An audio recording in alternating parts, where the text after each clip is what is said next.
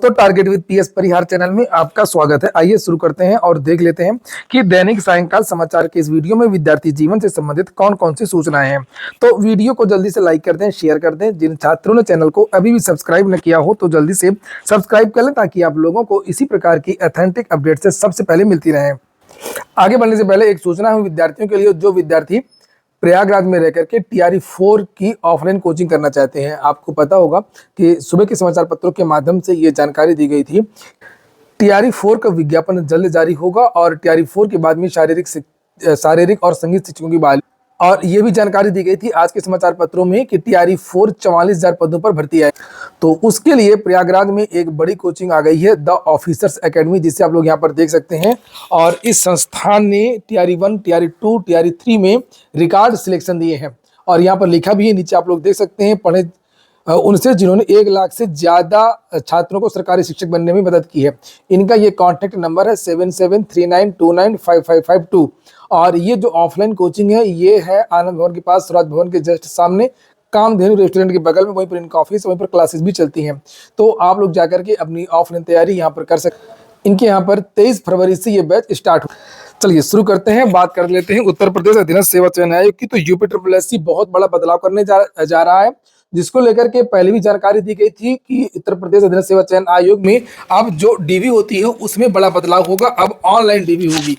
तो उसी को लेकर के यहाँ पर लिखा है, आप लोग देख सकते हैं, आज ही की डेट पड़ी हुई लिखा हुआ है यहाँ पर कि आयोग द्वारा प्रारंभिक अर्हता परीक्षा के स्कोर के आधार पर लिखित परीक्षा मुख्य हेतु अभ्यर्थियों को शॉर्टलिस्ट किया जाता है तथा उक्त अभ्यर्थियों की लिखित परीक्षा मुख्य के उपरांत अभ्यर्थियों को अर्हता अभिलेख परीक्षण हेतु शॉर्टलिस्ट किया जाता है। यानी कि कभी 3 गुना कभी 2 गुना इस तरीके से डीवी के लिए बुलाया जाता है। तदुपरांत अर्हता अभिलेख परीक्षण हेतु शॉर्टलिस्ट अभ्यर्थियों को आवेदित पद हेतु निर्धारित अर्हता और आरक्षण आदि से संबंधित समस्त मूल प्रमाण पत्रों, अभिलेखों एवं उनकी स्व हस्ताक्षरित छायाप्रतियों सहित अर्हता अभिलेख परीक्षण हेतु निर्धारित तिथि व समय पर आयोग कार्यालय में उपस्थित होने हेतु निर्देशित किया जाता है, बुलाया जाता है। सारे डॉक्यूमेंट्स लेकर के आपको जाना होता है, अपने पूरे एकेडमिक डॉक्यूमेंट्स की 2-2 फोटो कॉपी और फोटोग्राफ वगैरह लेकर के और सभी प्रमाण पत्र लेकर के वहां पर जाना रहता है। तो अर्हता अभिलेख परीक्षण के उपरांत विज्ञापित पदों के सापेक्ष माननीय आयोग के अनुमोदन के क्रम में अंतिम चयन परिणाम घोषित किया जाता है। ठीक है, नीचे लिखा है कि उल्लेखनीय है कि विभिन्न विज्ञापनों के अंतर्गत विज्ञापित पदों के सापेक्ष अर्हता या डॉक्यूमेंट परीक्षण के लिए शॉर्टलिस्ट अभ्यर्थियों से आवेदित पद हेतु निर्धारित अर्हता एवं आरक्षण आदि से संबंधित प्रमाण पत्र अभिलेख ऑनलाइन प्राप्त करने हेतु आयोग द्वारा एनआईसी के माध्यम से एक ऑनलाइन मॉड्यूल भी विकसित कराया जा रहा है, एक ऑनलाइन पोर्टल जहां पर आप लोग ऑनलाइन प्रपत्र अपना भेज सकेंगे। जितने भी प्रमाण पत्र जो आपको लगाना है, आय प्रमाण पत्र, जाति प्रमाण पत्र, अगर कहीं निवास मांगा जाता है तो वो ये सारे प्रमाण पत्र आप लोग अब ऑनलाइन दे देंगे, वहां पर लगाने की जरूरत नहीं रह जाएगी।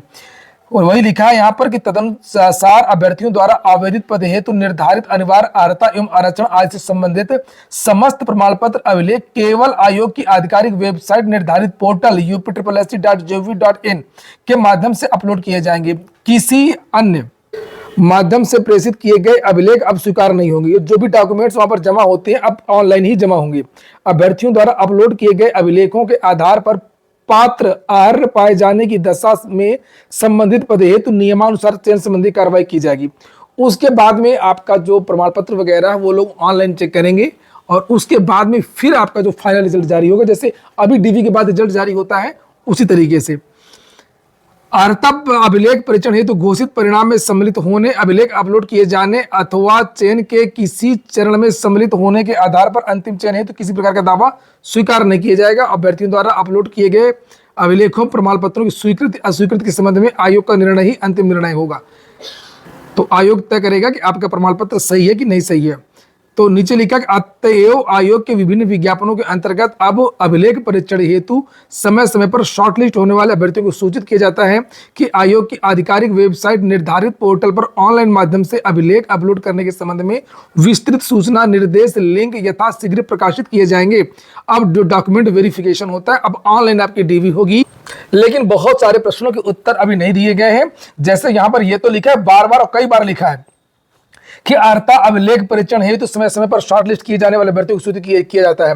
तो जिस लिए विद्यार्थियों को बुलाया जाता है, क्या ये पूरा काम ऑनलाइन होगा या केवल अभिलेख अपलोड करने के लिए ऐसा किया जा रहा है? कहने का तात्पर्य यह है कि पूरा डॉक्यूमेंट वेरिफिकेशन ही ऑनलाइन होगा या केवल डॉक्यूमेंट्स अपलोड करा लेंगे ये, और उसके बाद में विद्यार्थियों को बुला करके फिर वेरिफिकेशन करें। जैसे डीवी के समय iris scan, thumb impression, biometric वगैरह की फिर से जांच होती है, तो वो जांच किस तरीके से हो, देखते हैं आगे बहुत जल्दी चीजें के लिए।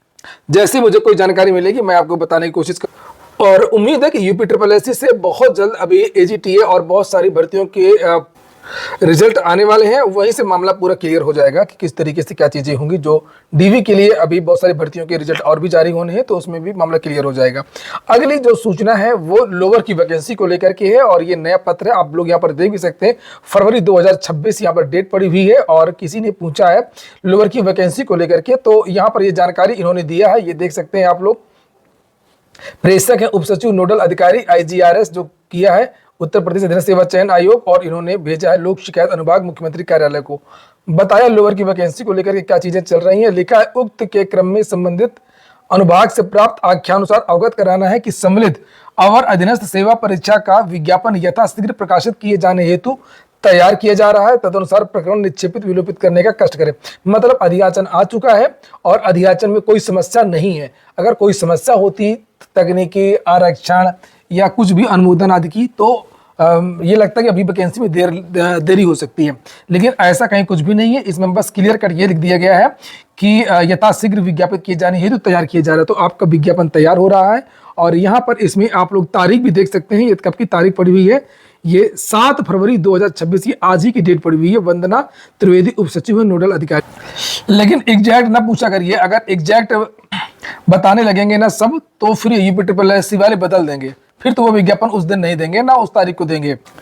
अगली जो सूचना है वो उत्तर प्रदेश पुलिस भर्ती एवं प्रोन्नति बोर्ड की है, और उत्तर प्रदेश पुलिस विभाग के कंप्यूटर ऑपरेटर भर्ती का जो रिजल्ट है आज जारी कर दिया गया है। ट्विटर पर भी भर्ती बोर्ड ने ये ट्वीट किया है, आप देख सकते हैं। उत्तर प्रदेश पुलिस भर्ती एवं प्रोन्नति बोर्ड द्वारा उत्तर प्रदेश पुलिस में कंप्यूटर ऑपरेटर के 930 पदों पर सीधी भर्ती 2023 के अंतर्गत 1 नवंबर 2025 को संपन्न लिखित परीक्षा के उपरांत अग्रिम चरणों में सफल पाए गए अभ्यर्थियों की लिखित परीक्षा में प्राप्त अंकों के श्रेष्ठता क्रम एवं आरक्षण के लंबवत एवं क्षैतिज नियमों के अनुसार रिक्तियों के सापेक्ष चयनित 930 अभ्यर्थियों की समेकित एवं श्रेणीवार चयन सूचियां तत्संबंधी विज्ञप्ति वेबसाइट पर अपलोड कर दी गई। और पुलिस भर्ती एवं प्रोन्नति बोर्ड ने ये कट ऑफ भी जारी कर दिया है कंप्यूटर ऑपरेटर ग्रेड A 930 पदों का, जिसे आप लोग यहाँ पर ये देख सकते हैं। ये विद्यार्थियों की संख्या लिखी है, जनरल के कितने विद्यार्थी, EWS के कितने विद्यार्थी, OBC के कितने विद्यार्थी चयनित हुए हैं, और SC के कितने विद्यार्थी चयनित हुए हैं। ये पूरी जो लिस्ट है सबकी जारी कर दी है। 36 आरक्षण की भी कट ऑफ अलग से यहाँ पर दी गई है, और ये जो लंबवत आरक्षण की जो कट ऑफ अलग से दी गई है। जनरल की 139 समथिंग आगे लिखी हुई है, EWS की 123, OBC की 132 दशमलव ये लिखा हुआ है। आज के वीडियो में इतना ही। पूरा वीडियो सुनने के लिए बहुत बहुत धन्यवाद।